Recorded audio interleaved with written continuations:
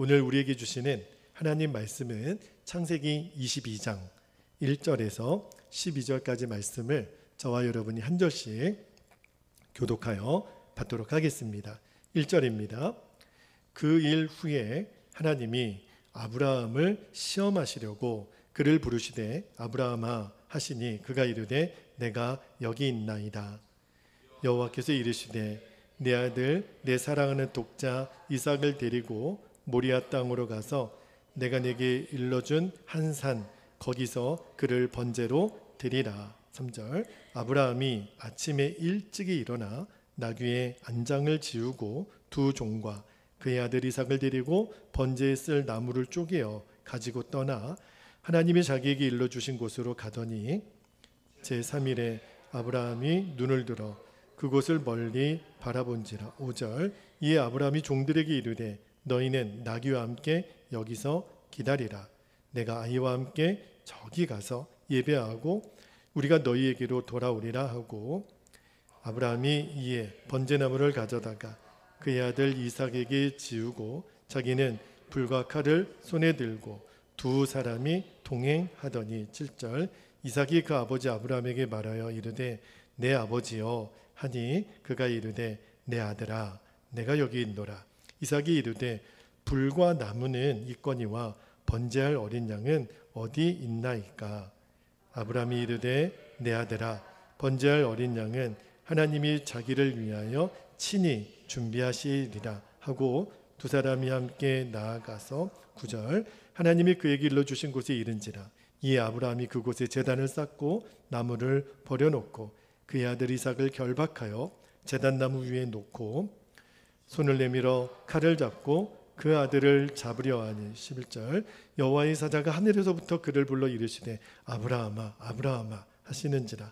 아브라함이 이르되 내가 여기 있나이다 하매 사자가 이르시되 그 아이에게 내 손을 대지 말라. 그에게 아무 일도 하지 말라. 내가 내 아들 내 독자까지도 내게 아끼지 아니하였으니 내가 이제야 내가 하나님을 경외하는 줄을 아노라. 아멘. 하나님의 말씀입니다. 모두 자리에 앉으시겠습니다.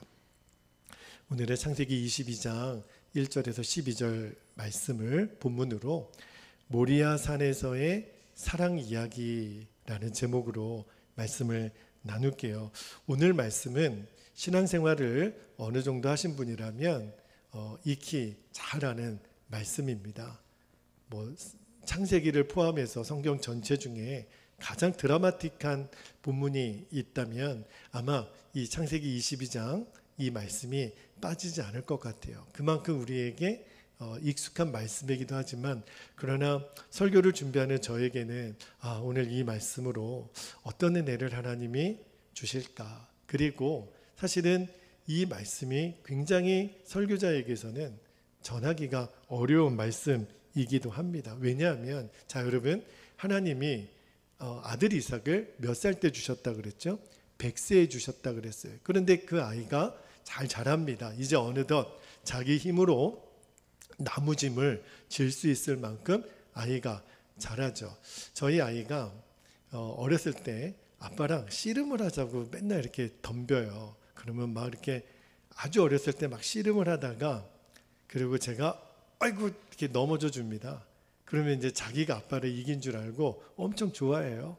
근데 지금도 저만 보면 달려들어서 아빠 오늘도 씨름해요. 그리고 이제 어느덧 저를 막 듭니다. 이제 제 몸을 번쩍 들어요. 그리고 이제는 아빠를 이길 수 있게 됐다고 힘이 막 이렇게 됐다고 막 이렇게 의시돼요. 근데 이삭이 그랬나 봐요. 이삭이 이제 어느덧 등치도 커지고 나무짐도 질 수 있는. 근데 그때 하나님이 아브라함에게 청천벽력 같은 명령을 하나 주십니다. 무슨 명령을 주시죠? 아브라함아 내 아들 이삭을 번제로 바치라. 참 이 하나님의 말씀을 이해하기가 너무 어려운 명령을 주시는 거예요. 저는요 제가 신앙생활을 하고 처음 이 본문을 봤을 때 이해가 안 되는 거예요. 이런 일이 어디 있어요. 그리고 더군다나 하나님이 아들 이삭을 통해서 수많은 자손을 주시겠다고 약속하셨는데 이삭을 죽이면 그럼 자손에 대한 약속도 끝나는 거잖아요. 세상에 이런 법이 어디 있어요. 그리고 어느 아버지가 자기 친아들을 제물로 바칠 수 있나요? 이거 말도 안 되는 명령 아니야? 저는 도무지 이 말씀이 이해가 안 됐어요. 처음에는. 여러분이 만약에 아브라함이라면 아들을 바치라고 한다면 여러분은 아브라함처럼 쉽게 아멘이 나오겠습니까? 이건 절대 맨정신에 할 수 있는 일이 아니에요. 근데요, 말씀을 읽다가 더 이해가 안 되는 부분이 하나 나와요. 아브라함입니다. 하나님이 아브라함에게 아들 이삭을 바치라고 명령하셨을 때 아브라함이 오늘 말씀을 보면 한마디 항의가 없어요. 한마디 질문도 없어요. 하나님 왜요? 왜 아들을 바쳐야 되는데요? 묻지도 않고 그냥 다음날 아침 그것도 일찍 일어나서 3일길을 떠납니다. 그리고 하나님이 지시한 땅으로 가요. 여러분, 일찍 일어날 일도 따로 있죠. 무슨 오늘 소풍 가는 날입니까? 아마 아브라함은 밤새 잠을 못 잤을 거예요. 그죠? 그리고 인간적인 마음으로 그가 비록 아들을 바친다고 하더라도 한 시간이라도 아들하고 더 있고 싶은 마음이 정상적인 아버지 마음 아니에요. 그런데 뭘 좋은 일이라고 아들 바치겠다고 아침 일찍 아들을 깨워서 나무 짐을 지고 그리고 하나님이 지시한 땅으로 가는 거예요. 그리고 정말 3일 길을 가서 번제단을 쌓고 아들 이삭을 결박하고 이제 칼을 들어 내려치는 순간에 하나님의 사자가 급히 말리지 않았으면 정말 아브라함은 아들 이삭을 향해 칼을 내리쳤을 거예요. 하마터면 정말 아들을 죽일 뻔했죠. 우리는 이 이야기의 결말을 알아요. 해피엔딩으로 끝나죠. 하나님의 천사가 맞게 하고 하나님이 이제 마지막 12절에 이렇게 아브라함을 축복하시는데 12절 말씀을 보겠습니다. 12절에 보면 사자가 이르시되 그 아이에게 내 손을 대지 말라. 그에게 아무 일도 하지 말라. 내가 내 아들 내 독자까지도 내게 아끼지 아니하였으니 하나님 이렇게 축복하세요. 내가 이제야 내가 하나님을 경외하는 줄을 아노라. 아브라함의 믿음을 하나님이 엄청 기뻐하시고 축복하세요. 자, 그런데 이 이야기는 우리가 해피엔딩으로 끝나는 것을 알고는 있는데 근데 한번 여러분이 아브라함의 입장에 한번 되어본다고 한번 생각해 보세요. 그리고 우리가 지금 이제 모리아 산에 있다고 한번 생각해 보세요. 해피엔딩으로 끝나는 것은 알지만 도대체 하나님은 이 명령을 왜 하셨을까요? 그리고 아브라함은 도대체 무슨 생각으로 하나님이 이 명령을 주셨을 때 아들을 바치라는 명령을 주셨을 때 아브라함은 어떻게 한마디 질문도 없고 항의도 없이 순종할 수 있었을까? 정말 인간의 상식으로는요 오늘 본문은 이해가 되지 않습니다. 이해가 된다면 오히려 정상이 아닐 것 같아요.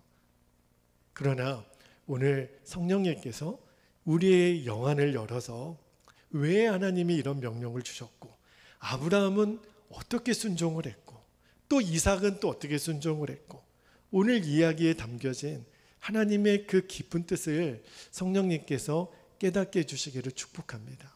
오늘 이 본문을 이해할 수 있는 키워드가 있어요. 그게 뭐냐면 오늘 본문은 사랑 이야기라는 겁니다.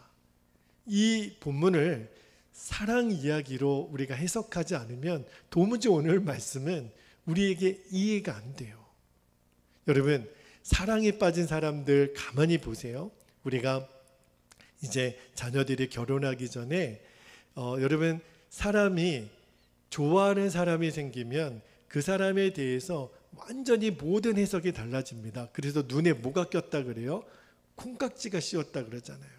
사랑하는 사람들 가만 보면 말하는 것도 표정도 생각하는 것도 다 달라져요. 사랑하는 사람들 보면 이해가 안 돼요.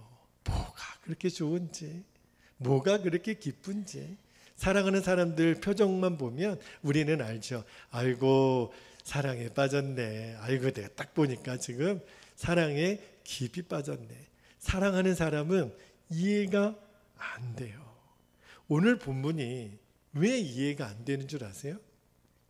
오늘 본문의 이야기는 사랑 이야기이기 때문에 그래요. 만약에 오늘 여러분이 목사님 이 이야기가 사랑 이야기예요? 저는 오히려 아들 이삭을 바치라고 하는 이 본문 때문에 나도 뭐 바쳐야 되나 좀 부담스럽고 좀 무겁게 여겨지는데 이 이야기가 사랑 이야기라고요? 그런 마음이 든다면 오늘 말씀을 한번 잘 들어보세요. 자, 오늘 본문이 누구의 사랑 이야기일까요? 첫 번째는요, 오늘 말씀은 모든 세상 사람들을 사랑하시는 하나님 아버지의 사랑 이야기예요. 자, 오늘 여러분에게 아마 여러분들이 그냥 요 단어는 별로 생각하지 않고 넘어갔을 지명이 하나 나오는데, 하나님이 아브라함에게 아들 이삭을 번제를 바칠 장소를 하나 지정해 주세요. 거기가 어디예요? 모리아산이에요. 자, 여러분 2절 말씀을 한번 볼게요. 2절 말씀에 이렇게 얘기하십니다. 여호와께서 이르시되 내 아들 내 사랑하는 독자 이삭을 데리고 어디로요? 모리아 땅으로 가서 내가 너에게 일러준 한 산 거기서 그를 번제로 드리라.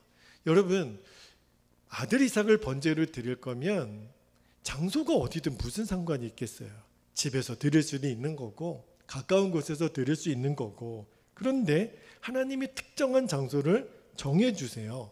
아브라함이 살던 곳에 모리아산까지 가는데 3일이라는 시간이 걸린 거 보면 꽤 거리가 떨어져 있는 산인 것 같아요. 그런데 그렇게 많고 많은 산 중에 왜 하필이면 모리아산이었을까? 자, 말씀 한 구절만 볼게요. 역대하 3장 1절 말씀에 보면 모리아산의 이름이 등장합니다. 말씀을 읽어드릴게요. 역대하 3장 1절에 솔로몬이 예루살렘 모리아산에 여호와의 전 건축하기를 시작하니 그곳은 전에 여호와께서 그의 아버지 다윗에게 나타나신 곳이요 여부스 사람 오르난의 타작마당에 다윗이 정한 곳이라. 그러니까 여러분, 모리아산의 위치가 어디냐면 예루살렘 성전이 세워질 곳이라는 거예요.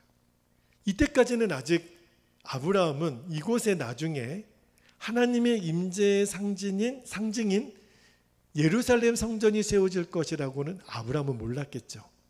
그런데 하나님은 이미 예정해 놓으신 거예요.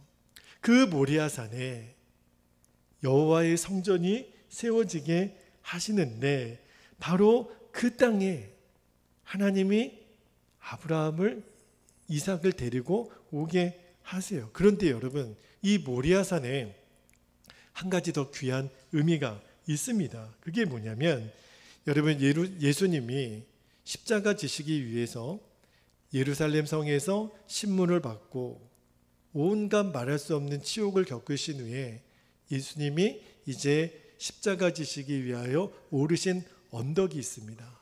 그 언덕의 이름이 뭐지요? 골고다예요. 여러분, 이 골고다 언덕이 있는 위치가 바로 모리아산입니다.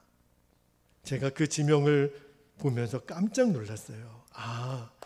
예수님이 십자가를 지시고 이 죽으시는 그 골고다 언덕이 아브라함이 이삭을 데리고 오라고 하셨던 바로 모리아산이라는 거예요. 그러니까 아브라함에게 하나님이 이삭을 바치라고 명령하시지만 사실은 하나님은 뭘 보여주기를 원하시는 것이었냐면 하나님에게도 하나밖에 없는 아들이 있었어요. 그분의 이름이 예수 그리스도이십니다. 하나밖에 없는 독자, 아브라함에게는 독자가 이삭이었지만 하나님에게도 독자가 있었어요. 아들 예수 그리스도를 온 인류의 죄를 대속하기 위한 속죄 제물로 죽게 하신 바로 그 장소가 골고다였고, 오늘 아브라함이 이삭을 번제로 드리려고 했던 장소, 바로 그 모리아 산이었다는 거예요. 여러분, 우리가 복음 메시지를 들을 때 하나님이 우리를 너무너무 사랑하셔서 독생자를 주셨고 그를 믿는 자마다 멸망하지 않고 영생을 얻게 하시려고 하는 그 복음을 우리가 듣고 믿고 하나님의 자녀가 되었잖아요. 그런데 우리가 한 가지 간과하지 말아야 될 사실이 있어요. 그 아들 독생자를 우리에게 내어주신 아버지 하나님의 마음은 어떠셨을까? 여러분, 어느 부모가 내 아들을, 그것도 아무런 죄가 없는 내 아들을 다른 사람을 위하여 죽음으로 내몰 수 있는 부모가 어디 있습니까? 하나님은 우리 모든 부모에게 자녀를 위해서라면 부모의 생명도 던질 수 있는 마음을 주신 것이 우리 부모에게 주신 하나님의 마음이거든요. 그런데 하나님은 거꾸로 당신의 하나밖에 없는 아들 예수를 죽게 하셨어요. 그 하나님 아버지의 마음은 도대체 어떤 마음이셨을까요? 우리가 그 마음을 오늘 깊이 생각해 봤으면 좋겠어요. 하나님은 아브라함을 택정하셨습니다. 무엇으로요? 믿음의 조상으로. 아브라함이 잘나서가 아니에요. 하나님의 절대적인 주권으로 아브라함을 택정하시고, 하나님은 어떤 예정을 담아 놓으셨냐면 아브라함의 후손으로 예수 그리스도가 온 인류의 구세주로 오게 하실 계획을 정하셨어요. 그렇게 하나님이 정하신 거예요. 그리고 아브라함에게만큼은 하나님은 알려주기를 원하셨던 것 같아요. 아브라함아, 나도 내 하나밖에 없는 독자 예수를 온 인류를 대속하기 위한 속죄제물로 내어줄 거다. 오늘 너가 아들 이삭을 나에게 번제로 바치는 이 시간이 나는 내 아들 예수를 십자가에 못 박게 하는 번제로 드리는 그 일의 예표가 되게 할 거야. 아브라함에게 그 마음을 느끼게 해주셨어요. 여러분, 부모보다 자식이 먼저 세상을 떠나는 일을 경험한 이들이 간혹 있습니다. 부모는 죽으면 땅에 묻지만 자녀가 먼저 죽으면 그 가슴에 아들을 묻을 수밖에, 자녀를 묻을 수밖에 없는 게 부모의 마음이잖아요. 아마 그런 분들은 하나님 아버지의 마음이 조금이라도 더 이해가 되실지 모르겠어요. 그런 아픔들이 우리 주변에 있는 분들이 있죠. 저에게도 그런 시간들이 있었지만, 그런데 오늘 하나님이 아브라함의 입장을 한번 제가 생각해 보면 아브라함도요, 처음에는 몰랐을 거예요. 왜 하나님이 이삭을 바치라고 하시는 거지? 그리고 아브라함이 아들 이삭과 함께 3일 길을 떠납니다. 도대체 그 3일 길에 아브라함과 아들 이삭은 무슨 대화가 있었을까요? 제가 짐작컨대 아무런 얘기도 못했을 것 같아요. 아브라함은 아브라함대로 침묵의 시간이었을 것 같아요. 아들 이삭을 볼 때마다 눈물이 났겠죠. 내가 이제 3일 길을 걸어가면 이 아들을 내 손으로 죽여야 되니까. 아들 이삭은 아버지의 눈빛을, 왜 아빠가 자꾸 울지? 왜 아버지는 표정이 어둡지? 아들 이삭도 직감적으로 알지 않았겠어요? 뭔가 있나 보다. 아마 그 3일의 시간은 굉장히 무겁고 침묵의 시간이었을 것 같아요. 그런데 제가 말씀을 묵상하다 이 3일의 시간이 예수님이 십자가를 지시고 3일 동안 무덤에 계신 시간 같다는 생각이 들었어요. 아무도 말할 수 없는 절망과 모든 소망이 끊어진 것 같은 시간. 그 시간을 아브라함과 이삭은 3일 길을 걸어갑니다. 그러면서 제 안에 느껴지는 은혜가, 이것이 하나님 아버지의 마음이구나. 우리에게 고난을 허락하시고 고통의 시간을 주시지만, 그리고 아들 이삭을 바치게 하시는 그 아브라함에게 하나님이 이 3일 동안 뭘 하고 계신 걸까? 나중에 우리가 오늘과 다음 주까지 말씀을 읽겠지만 하나님은 다 준비하고 계세요. 뭘 준비하시죠? 또 이 번제를 위하여 쓸 번제물을 하나님은 이미 다 준비하고 계세요. 이 3일이라는 시간이 아브라함에게는 말할 수 없는 고통의 시간이었고, 예수님이 십자가 지시고 죽으셨을 때까지만 해도 모든 것은 다 끝났다라고 절망의 시간 같지만 아니에요. 하나님은 다른 번제물을 준비하셨고, 하나님은 부활의 아침을 다 준비해 놓으셨어요. 그거를 하나님 보게 하셨어요. 하나님이 아브라함에게 이 모리아산의 경험을 나누게 하시면서 우리들에게 주시는 메시지가 있는 거예요. 이것은 온 인류를 향한 나의 사랑 이야기라는 거예요. 그런데 오늘 말씀을 묵상하다가 이 아브라함, 이 부자의 그 사랑 이야기 속에 저는 이삭이라고 하는 사람을 너무 또 다른 각도로 보게 됐어요. 아브라함의 순종도 귀하지만요, 여러분 오늘 본문에 나오는 이 이삭의 순종은요 너무너무 기가 막혀요. 생각해 보세요.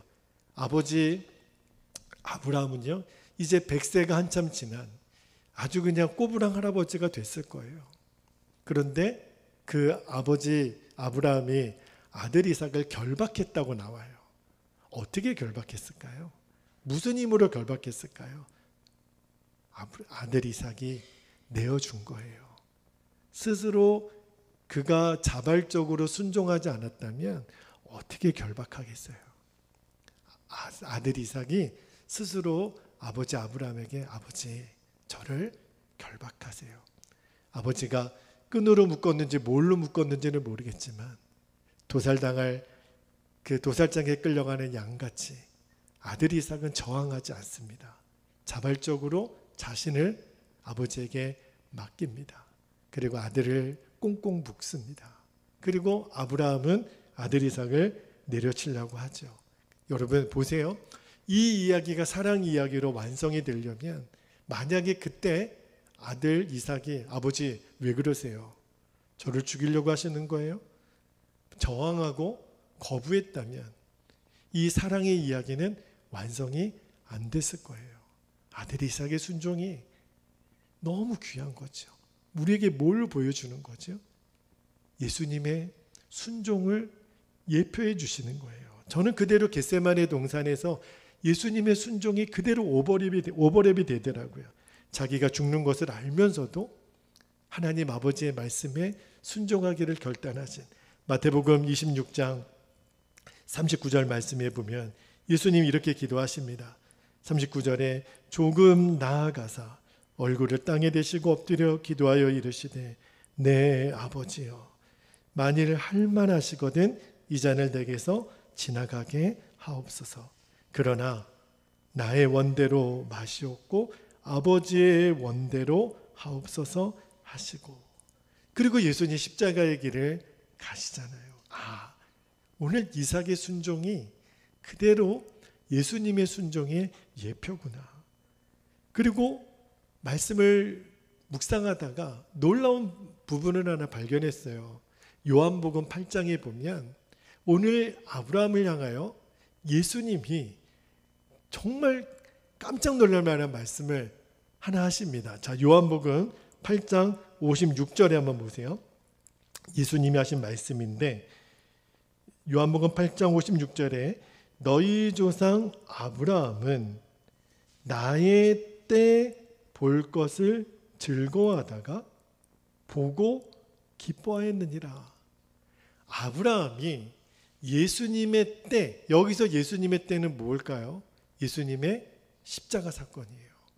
그거를 아브라함이 봤대요. 언제 봤을까요?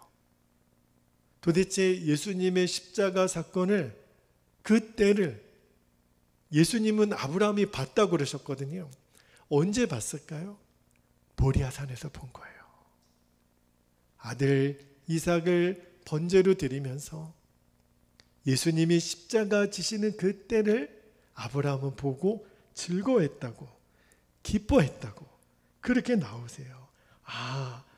하나님은 아브라함에게 이미 보여주셨구나. 온 인류의 죄를 대속하기 위하여 그 구원의 문을 열어주신 그 놀라운 십자가의 사건, 예수님의 십자가의 사건을 이 모리아산에서 아브라함은 보았구나. 너무너무 마음이 감사가 되더라고요. 이 이야기는 정말 사랑 이야기구나. 그런데 하나님이 우리를 그렇게 사랑하신 그 이야기를 오늘 본문에 담아놓는데 오늘 본문에 또 하나의 사랑 이야기가 있어요. 그것은 아브라함과 하나님 둘만의 사랑 이야기예요. 많은 성도님들이 오늘 창세기 22장을 읽으면서 오해하시는 부분이 있어요. 하나님이 나에게도 이삭을 바치라고 그러면 어떡하지? 그러면 좀 곤란한데. 여러분, 우리에게도 이삭과 같은 존재가 있잖아요. 이것만큼은 드릴 수 없어요 라고 하는 이삭이 다 있거든요.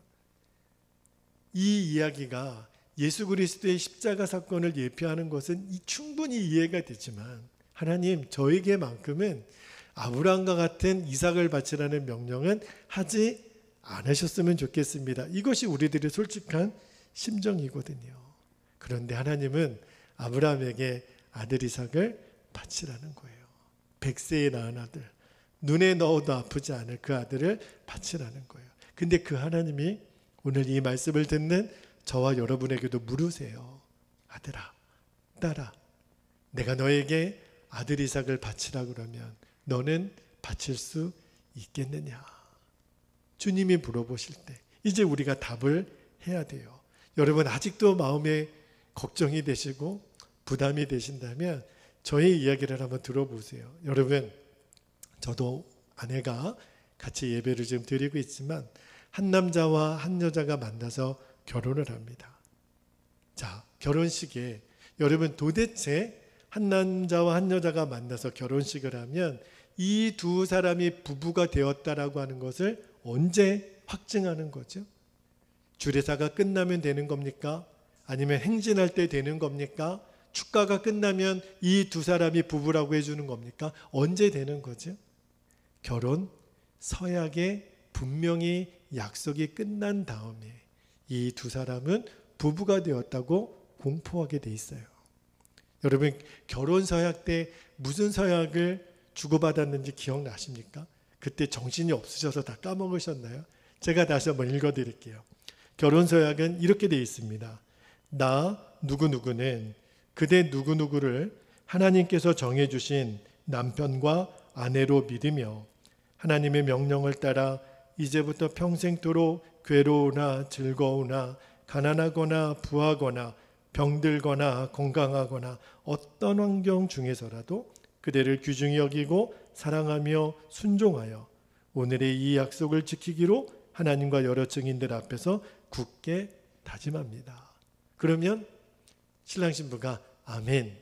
그러면 이제 드디어 두 부부가 한 몸이 되었다고 선언해 주는 거예요.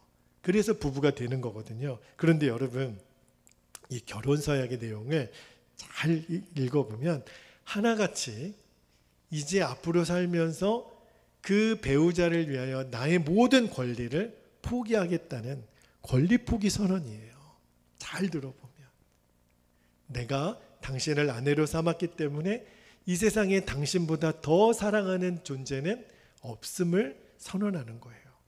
내가 당신을 남편으로 이제 삼았기 때문에 나는 이 땅의 누구의 말보다 당신의 말에 순종하겠다고 내 모든 권리를 내려놓는 결혼서약은 권리 포기 선언이거든요. 그런데 여러분, 그것이 억울해가지고 나 사랑 못해요, 나 순종 못해요, 이 결혼 무효야 하고 뛰쳐나가는 신랑 신부 본 적 있어요? 그 서약을 할 때 다 싱글벙글이에요. 그렇게 하겠다는 거예요. 여러분, 권리를 포기하는 선언이 왜 싱글벙글인 줄 아세요? 그 밑에 사랑이 담겨져 있으니까.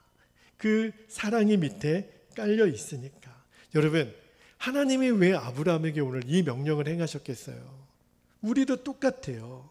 우리도 하나님과 영적으로는 신랑과 신부 사이라는 거예요. 하나님이 오늘 아브라함에게 아브라함아, 너 아들 이삭을 내게 바칠 수 있니? 오늘 우리에게도 물으세요. 너는 너의 모든 것을 나에게 줄 수 있니? 이렇게 물으시는 거는요, 왜 물으실까요? 세상의 모든 다른 종교는요, 나에게 강제로 헌신해, 나에게 절대 복종해, 그거를 강요하는 것이 세상의 모든 종교예요. 그런데 하나님이 아브라함에게 왜 아들 이삭을 번제로 바치라, 너는 나에게 모든 것을 줄 수 있겠느냐? 왜 그러시는 거죠? 사실은 이것이 하나님의 프로포즈예요. 하나님이 내가 너를 너무 사랑한다라고 하는 것을 이렇게 질문으로 바꾸어서 지금 아브라함은 프로포즈를 받고 있고요. 저와 여러분도 마찬가지죠. 여러분, 너 아들 이삭을 바칠 수 있느냐? 이제 두려워할 필요가 없어요. 염려할 필요가 없어요. 왜냐하면 하나님은요, 이미 저와 여러분을 위해서 하나님의 모든 권리를 포기하시겠다고 마치 결혼서약과 같이 이루신 일이 있어요. 그게 뭐냐면 저와 여러분을 위해서 당신의 아들 독자 예수님을 주신 거예요.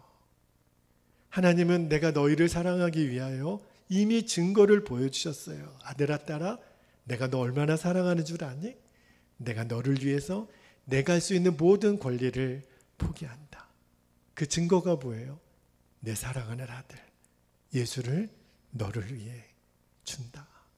이미 우리는 하나님의 권리 포기 선언을 받은 거예요. 한 남자와 한 여자가 권리 포기를 해서 싱글벙글할 수 있는 이유는 뭐예요? 사랑하니까. 하나님이 그렇게 우리를 너무너무 사랑하시니까 하나님은 우리에게 먼저 권리를 포기하시고 물으시는 거예요. 이삭을 바칠 수 있겠니? 네 모든 것을 바칠 수 있겠니? 하나님은 우리에게 먼저 다가오셔서 독생자를 주신 거거든요. 여러분, 사랑은 사랑을 부르는 거고요. 헌신은 헌신을 부르는 거예요. 하나님이 우리에게 먼저 사랑하시고 하나님이 우리에게 먼저 헌신하신 거예요. 그리고 우리에게 물으시는 거예요. 여러분, 하나님이 우리에게 스스로 권리를 포기하시고 사랑하시기로 작정하셨기 때문에 우리에게 그렇게 사랑을 요청하시는 거예요. 예수님이 마태복음 22장 37절에 이렇게 말씀하십니다.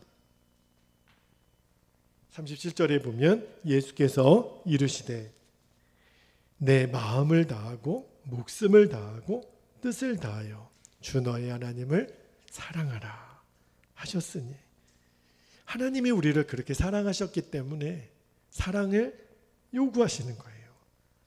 우리에게 모든 것을 주셨으니 그런 사랑을 너희들도 가지고 있는지를 하나님 보고 싶은 거죠. 여러분, 처음에 이 말씀을 읽을 때 왜 하나님은 100세에 낳은 아들 이삭을 요구하셨을까? 눈에 넣어도 아프지 않을 아들인데 이렇게 데려가실 거면 차라리 주시지 마시지. 그게 우리들의 심정이었거든요. 아브라함도 엄청 혼란스러웠고 아브라함도 처음에는 이해가 안 됐을 거예요. 3일길을 걸어가면서 아브라함이 하나님이 왜 이 요청을 하시는지 그가 생각하고 또 생각했을 거예요. 그런데 아브라함이 한마디 하나님께 질문하지는 않지만 그에게 결론이 섭니다. 하나님은 왜 아들 이삭을 바치게 하라고 하실까? 내 자손을 별과 같이 많게 하시겠다고 하셨는데 하나님은 도대체 왜 아들 이삭을 번제로 바친다라는 것은 이삭이 죽음을 말하는 거거든요. 왜 그렇게 하실까? 그런데 아브라함이 생각하고 그에게 떠오르는 것이 하나님이 나에게 프로포즈 하시는 거구나. 청혼하시는 거구나. 나를 사랑하고 먼저 당신의 권리를 포기하시겠다고 하신 그 하나님의 계획이 깨달아지고 나에게 이 요청을 하시는 것은 하나님 그만큼 나를 사랑하시는 거구나. 그게 아브라함 마음에 믿어져요. 하나님은 이랬다 저랬다 하는 하나님이 아니신 것이 믿어져요. 아브라함에게는 하나님이 너무 좋으신 하나님이시라는 게 믿어져요.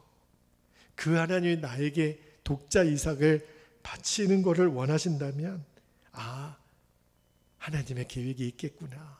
그리고 자기가 앞에 놓여져 있는 모든 문제에 이 믿음을 집어넣어요. 그리고 이 사랑을 집어넣어요. 그러니까 이해가 되지 않았던 모든 문제가 답이 오는 거예요. 어떤 답이 왔을까요? 이삭을 바쳐도 설령 하나님이 이삭을 죽여도 다시 살려내실 줄 믿습니다. 아브라함에게 그 믿음이 오는 거예요. 지금 내게 닥쳐진 이 문제가 이성적으로 상식적으로 이해가 안 돼요. 아브라함도 그랬을 거예요. 그런데 이 일을 허락하시는 이유가 나를 사랑하시는 하나님의 사랑이라고 믿어지니까 설령 이 아들을 죽여도 하나님은 다시 살려내신다. 그게 믿어지니까, 그러니까 답을 얻은 거예요.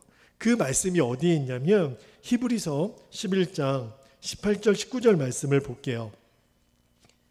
히브리서 11장 18절에 이렇게 나옵니다. 그에게 이미 말씀하시기를 내 자손이라 칭할 자는 이삭으로 말미암음이라 하셨으니, 19절 보세요. 그가 아브라함이 하나님이 능히 이삭을 죽은 자 가운데서 다시 살리실 줄로 뭐 했다고요? 생각한지라, 믿었다는 거예요. 아브라함은 믿었다는 거예요. 내가 내 아들, 눈에 넣어도 아프지 않을 내 아들 이삭을 죽여도 이 아들을 다시 살리실 줄을 아브라함은 믿었다는 거예요. 왜? 하나님은 좋으신 하나님, 하나님은 이랬다 저랬다 하는 하나님이 아니고, 하나님은 한 번 하신 약속은 반드시 이루시는 하나님이신 것이 믿어지니까 모든 문제에 이 믿음과 하나님의 사랑을 대입시켜 보니까 답이 나오는 거예요. 이삭은 죽어도 다시 살아난다. 내 문제는 합력하여 손을 이룬다. 하나님 살아계심을 나를 통해서 증거하신다. 이게 믿어지면 끝나는 거예요, 여러분. 우리들의 어떤 문제가, 우리들의 인생의 어떤 고난이 우리를 무너뜨릴 수 있겠어요? 이게 믿어지는데, 창세기 22장의 말씀을 쭉 읽어보면 오늘 마지막 절에 하나님의 별명이 나와요. 하나님은 여호와 일의 하나님이라. 오늘 읽은 말씀에 12절까지는 나오지 않지만 다음 주일에 이 말씀을 한 번 더 드릴 거예요. 오늘 본문 말씀을 읽다 보면 아들 이삭이 아버지에게 묻습니다. 아버지, 이 나무는 다 준비가 됐는데요, 번제할 양은 어디 있어요? 아들 이삭이 물어요. 제사 드릴 모든 준비는 됐는데 제일 중요한 번제할 양이, 번제물이 없는데요. 아브라함이 뭐라 그래요? 하나님이 친히 준비해 놓으셨다는 거예요. 아들아, 내 아들아,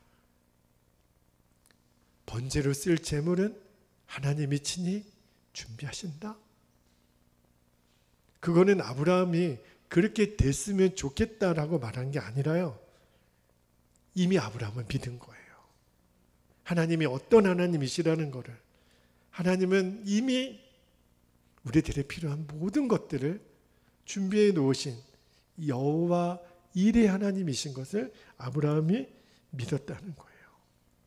하나님이 친히 준비하신다.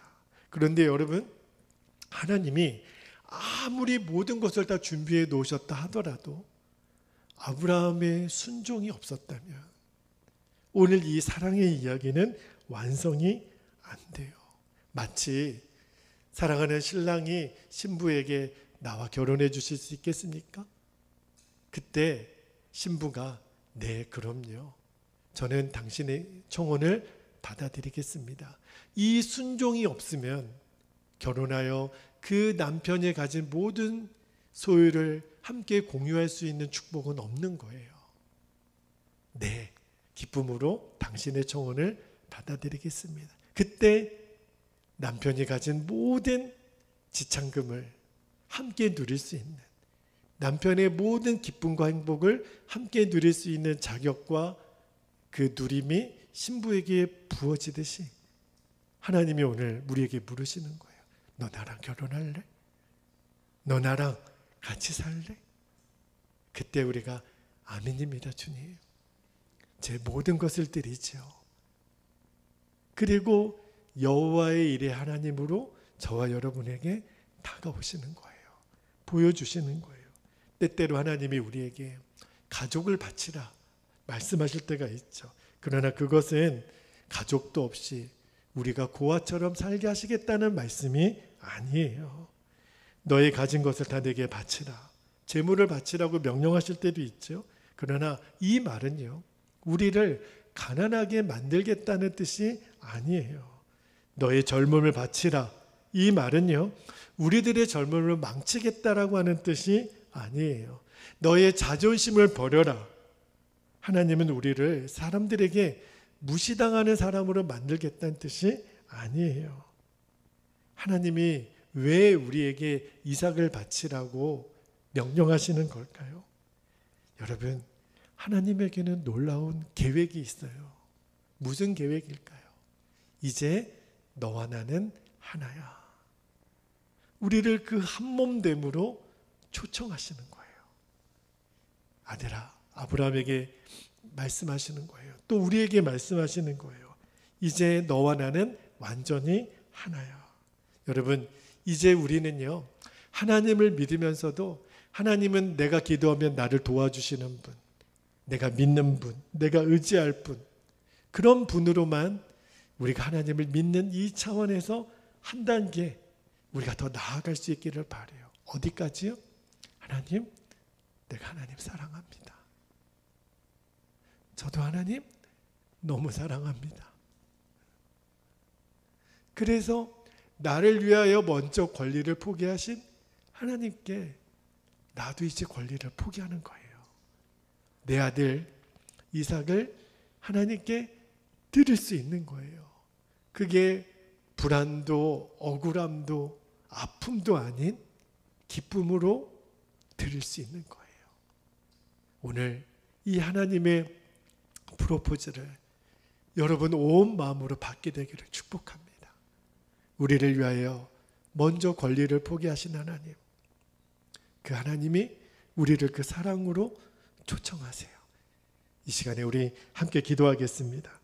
우리 두 가지 기도 제목을 붙잡고 기도할 때, 첫 번째, 하나님, 모리아 산에서의 사랑 이야기가 나와 하나님 사이의 사랑 이야기가 되게 하옵소서. 두 번째, 내 모든 상황을 하나님에 대한 믿음과 그 사랑의 공식에 집어넣고 모든 문제를 해석하게 하옵소서. 이제 우리는 기쁨이고 감사고 충만이에요. 사랑이에요. 이 사랑의 초대에 아멘으로 여러분이 화답하시면서 이 두 가지 기도 제목을 붙잡고 우리 주의 이름을 간절히 부르신 후에 통성으로 기도하겠습니다. 주여, 할렐루야. 은혜와 사랑이 많으신 아버지 하나님, 참 고맙고 감사합니다. 그동안 이 모리아산에서의 이삭을 바치라고 한 하나님의 명령을 부담으로만 알았고, 하나님 왜 이런 말도 안 되는 명령을 하시는지, 그러나 이제는 알았습니다. 사랑이 이야기였습니다. 사랑으로 이 문제를 우리는 하나님 보아야 합니다. 아버지 하나님, 온 인류를 사랑하신 이 모리아산에서의 하나님의 구원의 계획, 그 땅에 예루살렘 성전을 세우시고 골고다 언덕에 예수님 십자가가 세워지는 그 땅이 모리아산이었습니다. 이 땅에 완전한 구원을 이루기 위하여 하나님의 독생자 예수를 우리에게 내어주시기까지 사랑하시는 그 놀라운 십자가 사건을 오늘 아브라함을 통하여 우리에게 보여주시고 우리에게 가르쳐 주신 아버지 하나님, 감사와 영광을 올려드립니다. 그렇습니다. 주님, 이 이야기가 이제는 나의 이야기가 되기를 원합니다. 아브라함과 하나님과의 사랑 이야기가 오늘 나의 이야기가 되게 하여 주시기를 아버지 하나님 원합니다. 이제는 내 모든 상황, 나에게 있는 모든 문제는 하나님을 향한 이 믿음, 하나님을 향한 이 사랑으로 모든 것이 재해석되게 해주시고, 하나님 지금은 이해가 되지 않고 지금은 나에게 아픔이고 상처일지는 모르지만, 그러나 이 믿음과 사랑으로 바라보니 나를 위하여 당신의 모든 권리를 이미 포기하신 하나님, 나를 위하여 이미 쓰실 모든 것을 준비하신 여호와의 일의 하나님, 그 하나님이 나에게 주신 이 사랑의 프로포즈를 우리들이 아멘하여 받아들이게 해주시고, 우리들이 아멘하여 그 사랑의 완성을 이루게 하여 주시기를 아버지 하나님 원합니다. 이 사랑으로 우리들의 심령이 살아나게 되기를 원합니다.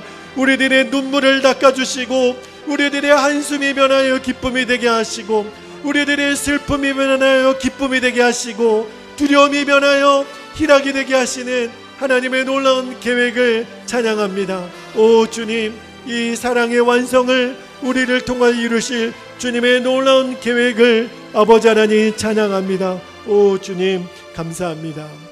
오 아버지 감사합니다.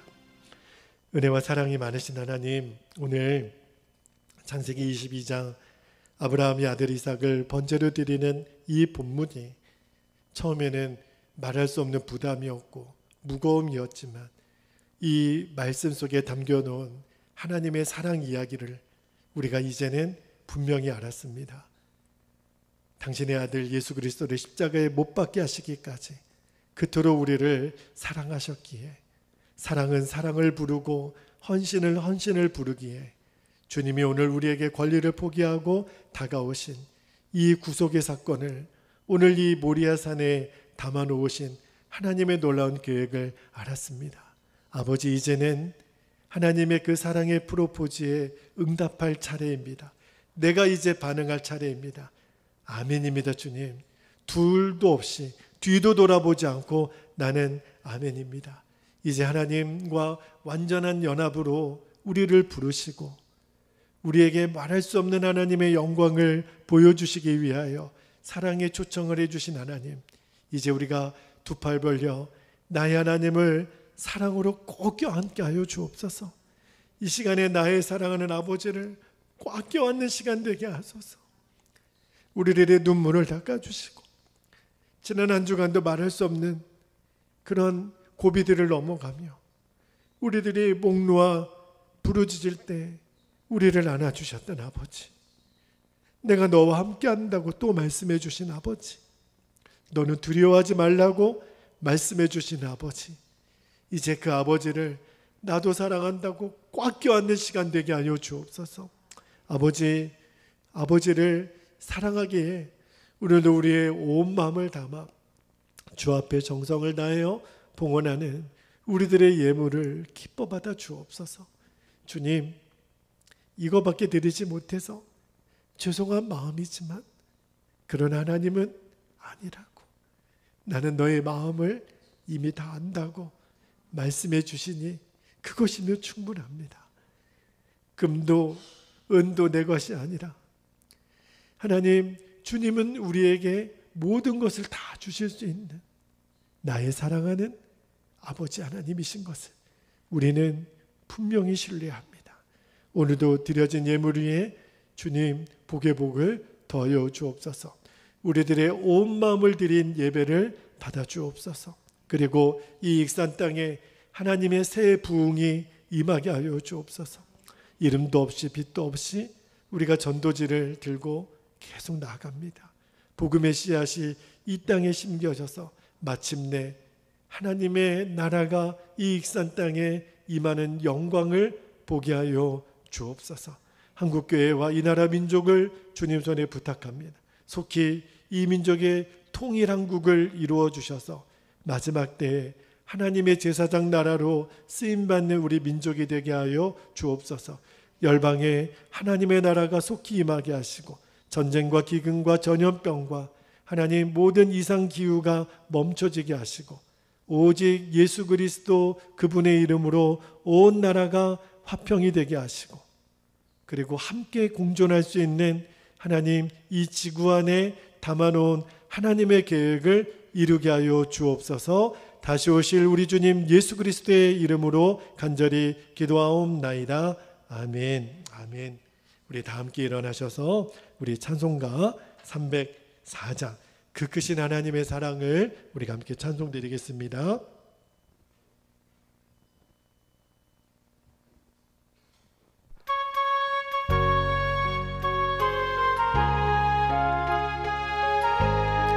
그 크신 하나님의 사랑, 그 크신 하나님의 사랑 말로 다 형용 못하네. 저 높고 높은 별을 넘어 이 낮고 진 땅 위에 죄범한 영혼 구하려고 그 아들 보고 내사 화목제물 삼으시고 죄 용서하셔.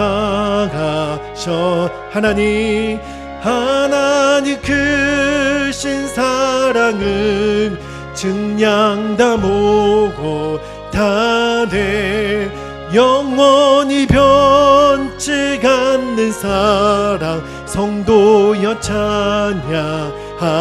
괴로운 시절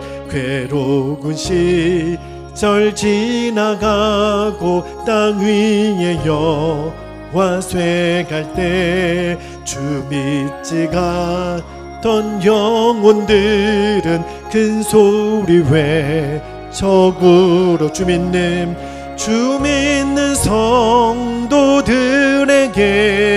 큰 사랑 베푸사 우리에게 죄 사했으니 그 은행 이기지. 하나님 크신 사랑은 증량다 모고 다내 영원히 변치 않는 사랑 성도여 찬양.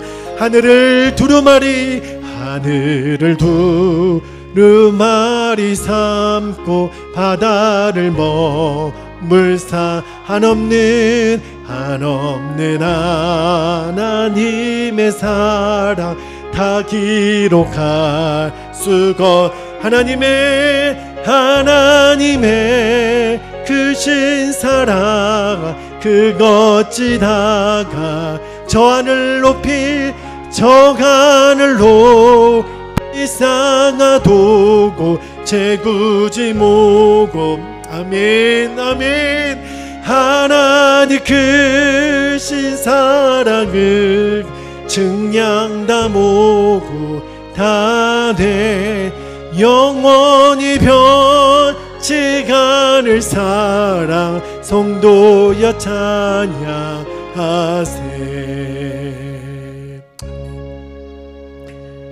이제는 우리를 위하여 마지막 피 한 방울까지 내어주신 우리 주님 예수 그리스도의 그 크신 은혜와 그 아들 독생자를 십자가에 내주시기까지 우리를 그렇게 사랑하시는 하나님의 영원하신 사랑하심과 오늘도 우리 안에 오셔서 늘 위로하시고 중보하시는 성령의 교통하심의 은총이 오늘도 모리아산의 사랑 이야기를 이제 나의 이야기로 선포하며 이제 나아가는 오늘 예배하는 우리 모든 성도들, 우리 베델교회와 이 익산 땅과 이 나라 민족과 열방 가운데 지금부터 영원토록 함께하옵시기를 간절히 축원하옵나이다.